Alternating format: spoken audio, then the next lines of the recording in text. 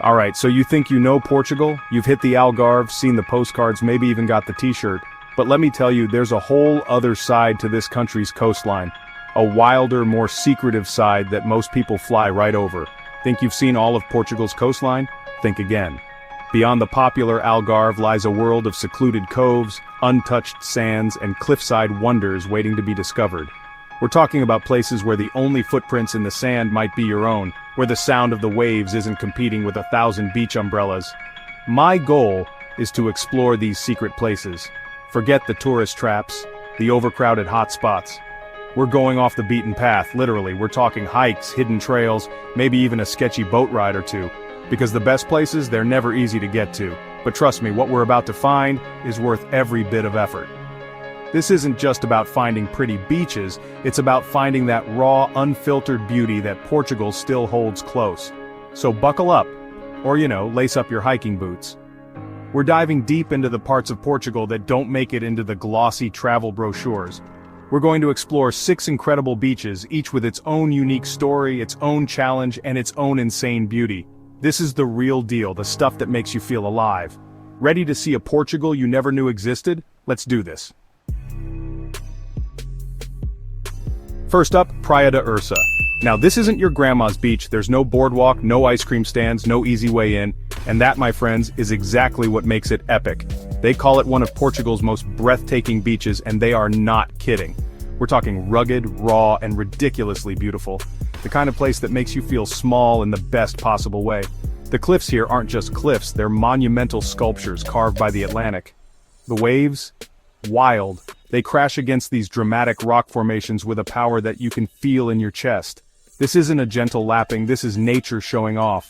And those rock formations, the bare rock that gives the beach its name, they're like ancient sentinels guarding this hidden cove.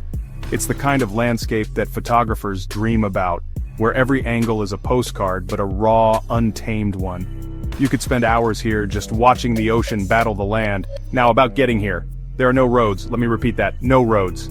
You can't just punch this into your GPS and roll up. Access is via a hike, a pretty serious 30-minute scramble down a cliffside path. It's steep, it's a bit sketchy in places, and you're going to want decent shoes. Forget flip-flops unless you're looking for a fast track to a sprained ankle. This is an adventure before you even hit the sand. But that hike, that's the filter. That's what keeps Praia da Ursa so pristine, so untouched. It weeds out the casual beachgoer and leaves it for those willing to put in the work. And let me tell you, when you finally break through the vegetation and see that beach spread out below you, every step, every bead of sweat, it all becomes instantly worth it. It's a reward, a trophy earned through effort. This place is a playground for adventurers. If you're the type who likes a challenge, who craves that feeling of discovery, then Ursa is calling your name. It's not just about sunbathing, it's about exploring the nooks and crannies of the cliffs, feeling the spray of the Atlantic and capturing those insane views. Next, we're heading south, down to the southwest Alentejo and Vicentine Coast Natural Park, to a spot called Praia do Amado. Now this place has a bit of a reputation, especially among surfers. It's known as a surfer's paradise, and for good reason. The waves here can be absolutely killer, consistent and powerful, drawing wave riders from all over. But here's the secret, catch it during the week, and this surfer's haven can be surprisingly quiet. The vibe here is different from Ursa. It's less about dramatic, imposing cliffs and more about wide-open spaces and a certain rugged charm. The beach is expansive, a long stretch of sand backed by rolling hills covered in that uniquely Portuguese coastal vegetation. It feels wild, but in a more accessible, welcoming way. You can actually drive pretty close, which is a nice change of pace after that Ursa hike. What I love about Amado is that even with its surfing cred, it hasn't lost its soul. It's not overly commercialized. You'll find a couple of surf schools, a cafe, but it's all pretty low-key. The focus is still on the ocean, on the natural beauty of the place. And when the surf schools pack up and the day trippers head home, or if you just wander a bit further down the beach, you can find real solitude here. The surrounding landscape is a huge part of its appeal. Those rolling hills, the reddish-hued cliffs at certain points, it's all part of the Costa Vicentina's protected natural park. This means development is limited, and the area retains a sense of untouched wilderness. You're more likely to see hardy coastal plants and seabirds than high-rise hotels, and that's a massive win in my book. And the sunsets. Alright, let's switch gears a bit. After the hike to Ursa and the surfer vibes of Amado, our next stop, Praia da Adraga, offers something different. It's close to Praia Grande but stays under the radar. Less visited, which is music to my ears. And you can drive right down to it. Adraga is stunning with dark cliffs and golden sand. The sea caves and rock formations are the real showstoppers. At low tide, explore natural arches and grottos. It's like stepping into a pirate movie. The marine life here is another big draw. The rocky outcrops create a rich habitat for creatures. If you're into snorkeling or exploring tide pools, Adraga is fantastic. You'll find crabs, anemones, and small fish in the pools. It's a mini ecosystem at your fingertips. Adraga strikes a great balance. It's wild and rugged, but also family-friendly. The access is a huge part of that. No need to be a seasoned hiker to enjoy this one. You can park close and the walk to the sand is straightforward. Great for kids or if you don't want a strenuous trek. There's a decent restaurant right on the beach. Enjoy fresh seafood, a drink, and the views. It's a well-placed amenity that adds to the experience. Okay, prepare for cuteness overload, but in a rugged coastal way.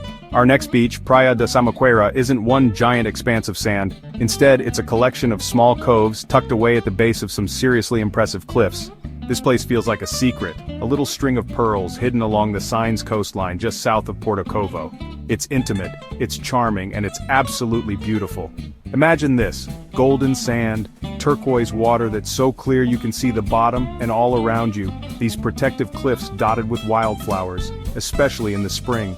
It's the kind of place that makes you want to whisper, just to keep it a secret a little longer. Each little cove has its own character, its own little patch of paradise. You can hop from one to another at low tide, exploring as you go. Access is relatively easy, usually involving a walk down some wooden staircases or well-trodden paths from the cliff top. It's not a major expedition, but it's enough to keep it from being overrun. Once you're down on the sand, the cliffs provide a wonderful sense of seclusion and shelter.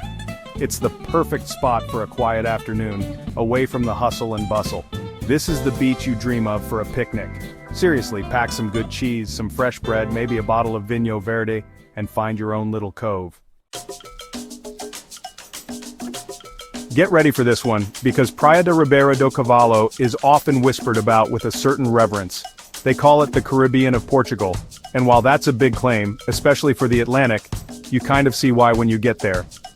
We're talking incredibly clear, emerald to turquoise waters, pristine white sand, all hidden away amongst dramatic rugged cliffs near Sesimbra. This place is a stunner, pure and simple. But here's the catch, and it's a significant one. Access. This slice of paradise doesn't give itself up easily. You've got two main options and neither is a walk in the park. Option 1 is a steep, challenging hiking trail.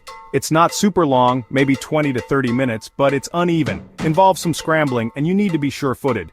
Good shoes are non-negotiable. Option 2 is by boat or kayak, which is obviously easier on the legs but requires a bit more planning or cost. That difficult access is precisely what keeps Ribeira do Cavalo so special, so untouched. It's a natural filter. When you finally emerge from the trail, or round the headland by boat, and see that bay open up before you, it's a genuine jaw-drop moment. The color of the water is the first thing that hits you. It's so vibrant, so clear, it almost doesn't look real. Against the backdrop of the arid, scrub-covered cliffs, it's a breathtaking contrast. The beach itself is a beautiful arc of fine sand. Because it's sheltered by the cliffs, the water here can be remarkably calm, making it incredible for swimming and snorkeling. You can see fish darting around, the seabed clearly visible beneath you. It really does have that exotic, secluded lagoon vibe. You half expect to see parrots flying overhead, though you're more likely to see gulls.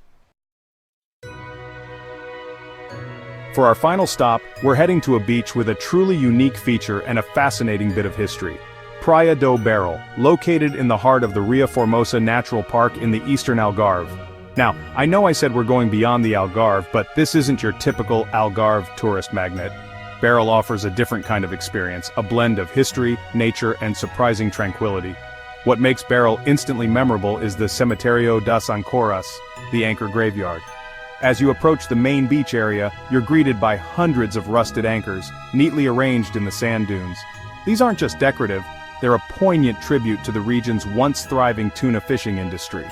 Each anchor represents a part of that lost heritage, a time when families relied on these tools for their livelihood.